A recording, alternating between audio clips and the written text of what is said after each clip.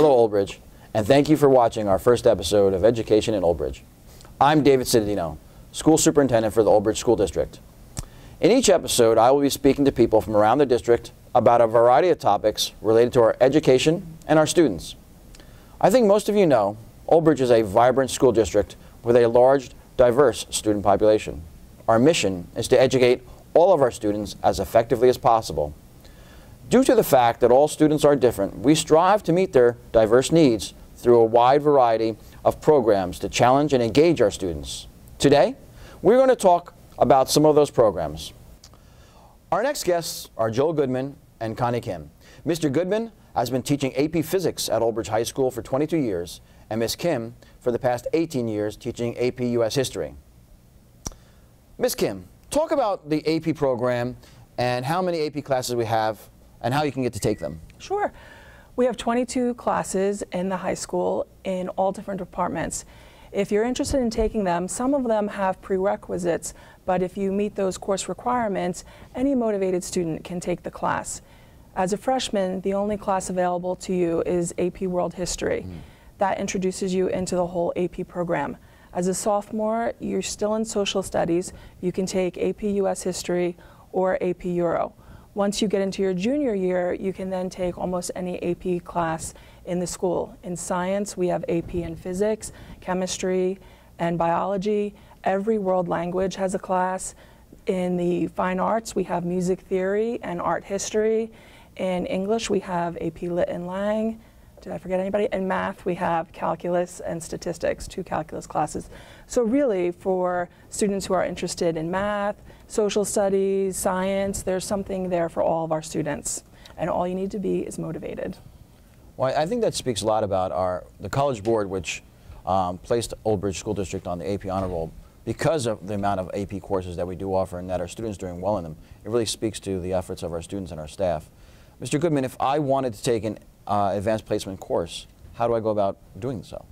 Well, you really need to prepare by taking the courses that would lead up to it. Okay. And I agree with Connie that if you're motivated, you can take it. Now, motivation should come also follow with action. So like in the sciences, we would expect students to take an honors biology before they would take AP biology. Same thing for the chemistry. Usually they take honors chemistry.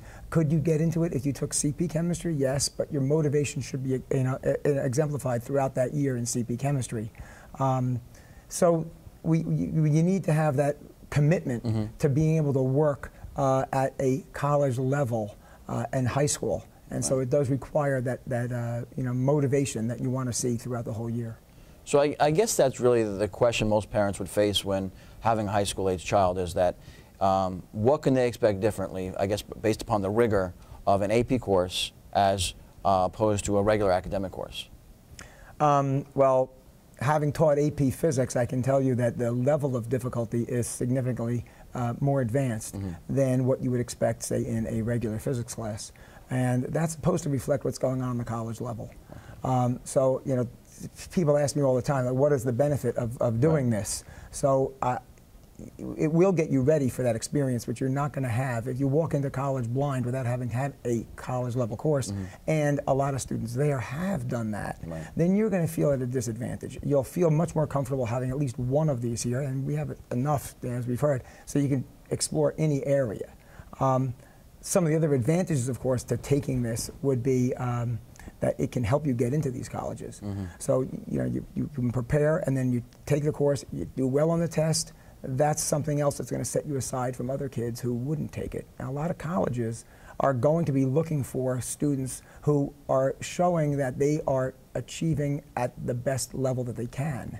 So if you can take AP classes, you want to do that because you don't want to have a transcript that looks like you found a way to get away from taking the hard stuff. Right. So you want to show off that, yes, I can handle this and I can do this, and that's colleges will look for that.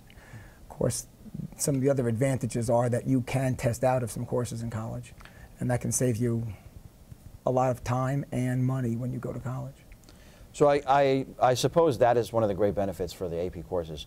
Once it prepares you for the college rigor as you're in high school, and once you're there, it can save you some time and money in college. So thank you very much for answering all these questions about our AP courses that many of our parents may not know about, and really highlighting a program that we really have in place for our top performing students. Thank you. Thanks. You're welcome. Mr. Marzoli is the principal at ShopRite School, but he's also one of 2 co-coordinators for our challenge program in the district. Welcome, Mr. Marzoli. Why don't we start off by you telling us a little about the challenge program and how one is selected to be part of the challenge program? Certainly. Well, first, thanks for having me here today. The challenge program here in Old Bridge at the elementary level services students at a variety of grade levels. At the end of second grade, all the second grade students are given a series of assessments. They are also given the opportunity to have either their teachers or their parents nominate them for challenge services. That happens every year.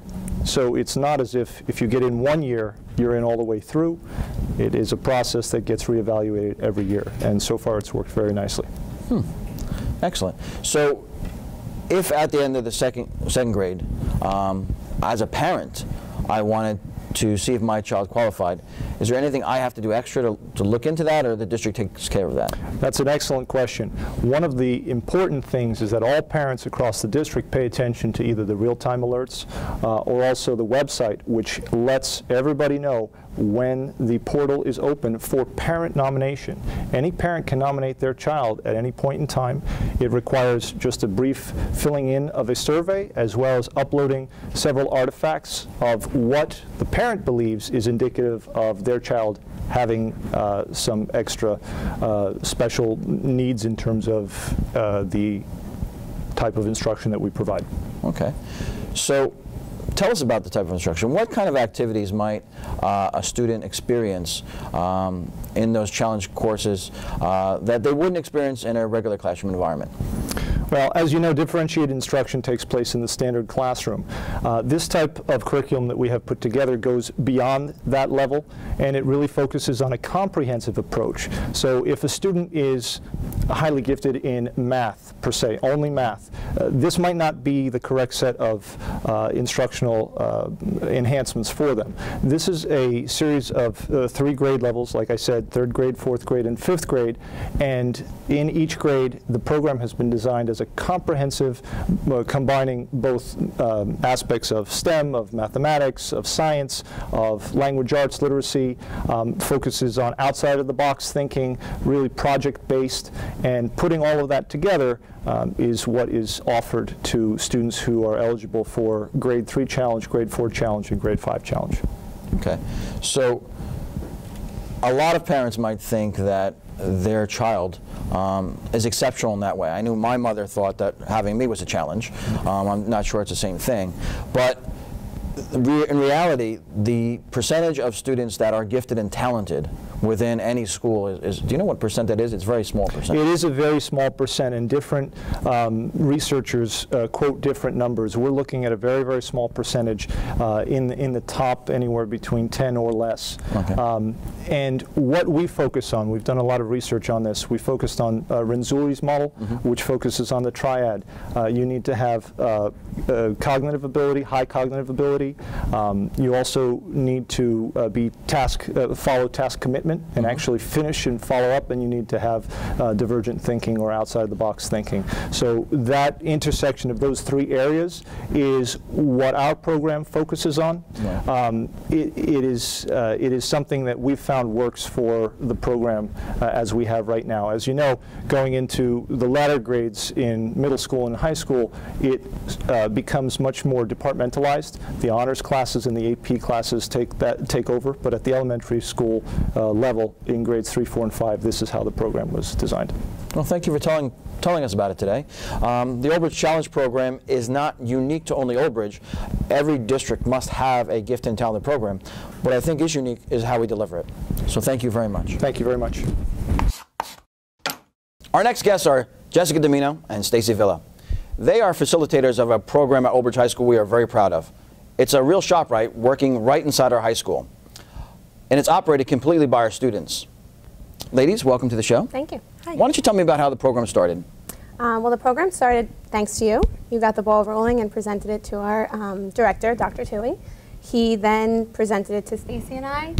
We met with the Wakefern representatives. We went to visit Edison High School, which has a ShopRite program as well.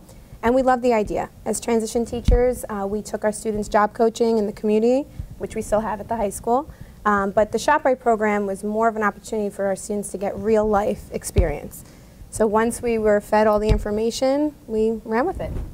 So how does it fall into the academics of these transition students? Well, Wakefern has a supermarket and career program along with this that our curriculum for transition planning completely lines up with.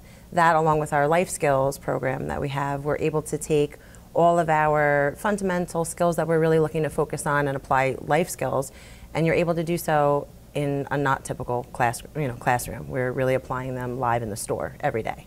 No. I'm sorry. Oh, go ahead. I was going to say, all like the math skills, consumer math, social skills, real life literacy, it's all covered. We taught out of a book for so many years, and now we're able to actually apply it to real life situations. And I know the answer to this question, but I want our audience to hear it from you. What are some of the benefits that our students get from being in this part of this program?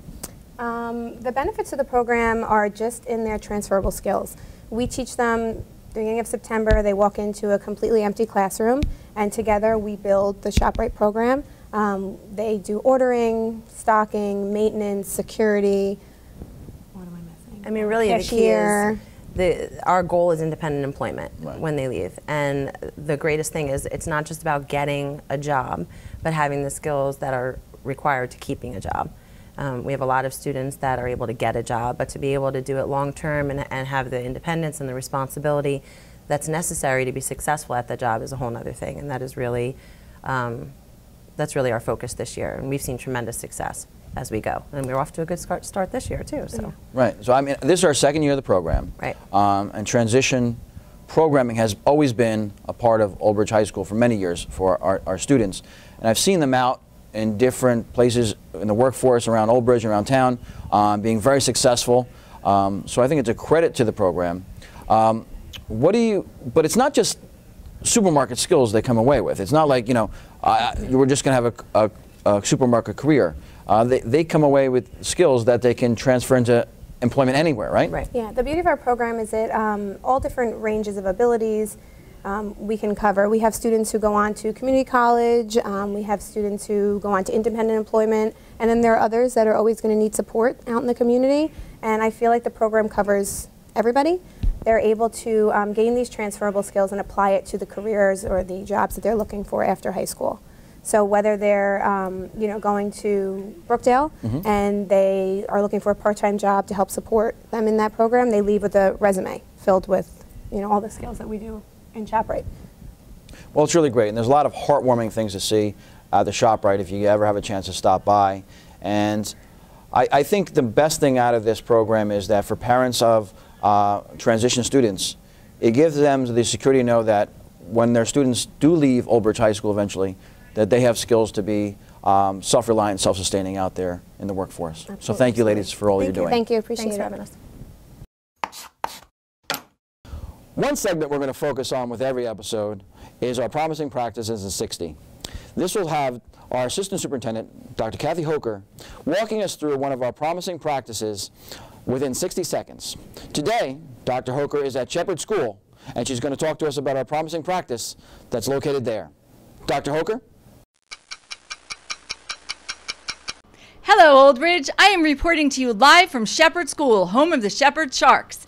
Today I have the pleasure of sharing with you the work that received one of our 2017 Promising Practice Awards. The staff and students within our ELL department created an opportunity to immerse our students in a series of public speaking assignments during the Shepherd News broadcast. Students addressed the weather, sports, culture, fashion, and other newsworthy areas. This practice gave our English language learners an opportunity to embrace the language and shine in the spotlight, surrounded by peers and their school community. Go Sharks!